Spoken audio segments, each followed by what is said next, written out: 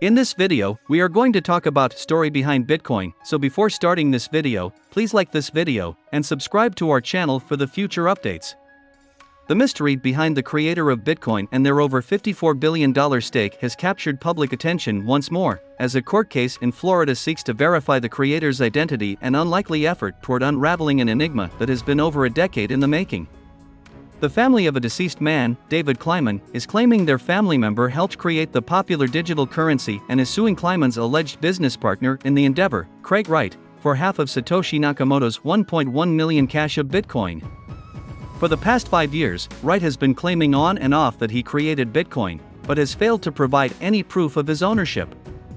The creator could easily prove their identity by moving even a fraction of the cache of Bitcoin, or using the private key that controls the account. Here's the description of the story behind Bitcoin. Let's start. How does its creator feel about its success? Joshua Davis, who spent 4 months researching the possible identity of Bitcoin's creator for a New Yorker story, says he's deeply curious about how the cryptocurrency's creator feels about its success. He says that every time he sees a news post about the rise of the value of the Bitcoin, he wonders if Satoshi is seeing that too. What's he thinking? Is he proud? Is he thinking that, at some point, someday, he'll finally reveal himself? If Satoshi Nakamoto hasn't revealed himself by now, it's unlikely we'll ever know who is. Why would someone go to all the trouble of creating a decentralized currency without sticking around to receive any of the credit? Much of the mystery surrounding Nakamoto involves his motivations. Why would someone go to the trouble of creating a detailed and brilliant decentralized currency, only to later completely disappear from the public view?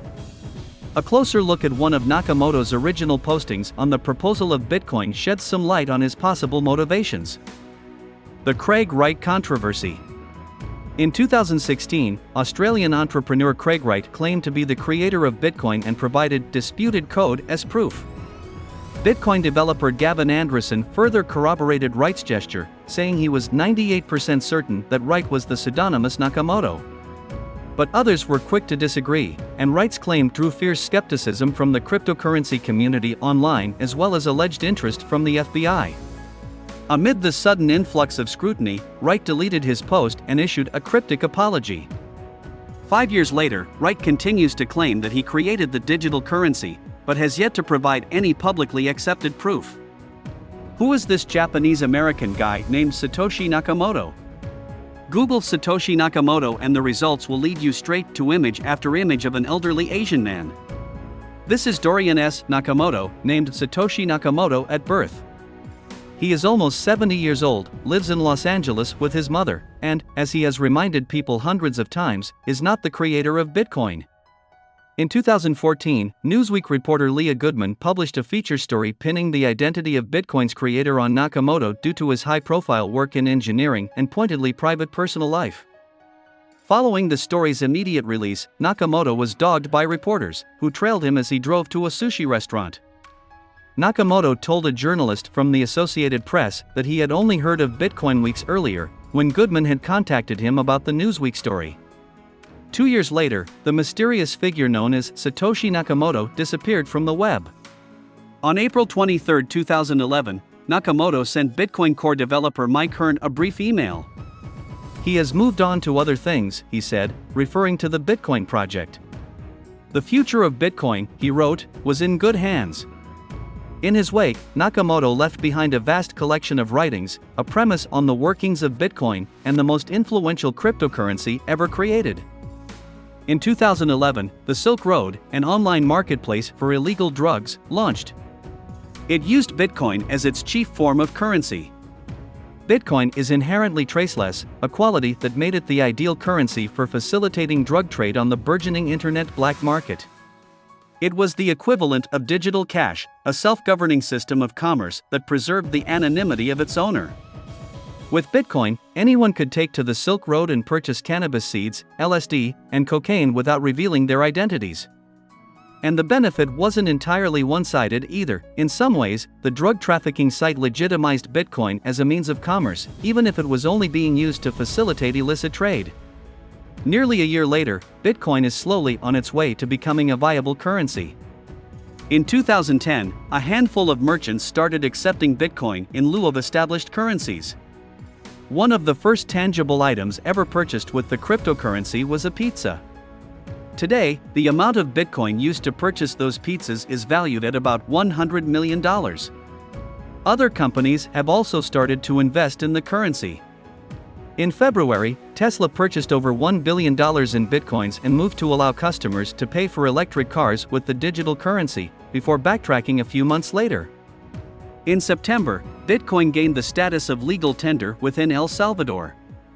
The country plans to build Bitcoin City, which would operate as the world's first cryptocurrency-based city. Satoshi Nakamoto didn't work entirely alone. Among Bitcoin's earliest enthusiasts was Hal Finney, a console game developer and an early member of the cypherpunk movement who discovered Nakamoto's proposal for Bitcoin through the cryptocurrency mailing list. In a blog post from 2013, Finney said he was fascinated by the idea of a decentralized online currency. When Nakamoto announced the software's release, Finney offered to mine the first coins, 10 original Bitcoins from Block 70, which Satoshi sent over as a test. Finney has flatly denied any claims that he was the inventor of Bitcoin and has always maintained his involvement in the currency was only ever secondary. In 2014, Finney died of the neurodegenerative disease ALS. In one of his final posts on a Bitcoin forum, he said Satoshi Nakamoto's true identity still remained a mystery to him. Finney says he was proud of his legacy involving Bitcoin, and that his cache of Bitcoins were stored in an offline wallet, left as part of an inheritance to his family. On January 3, 2009, 30,000 lines of code spelled out the beginning of Bitcoin. Bitcoin runs through an autonomous software program that is mined by people seeking Bitcoin in a lottery-based system. Over the course of the next 20 years, a total of 21 million coins will be released. To date, about 90% of Bitcoin, or about 18.7 million, have been mined. In 2008, the first inklings of Bitcoin began to circulate the web. In August 2008, the domain name bitcoin.org was quietly registered online. 2 months later, a paper entitled Bitcoin, a peer-to-peer electronic cash system, was passed around a cryptography mailing list.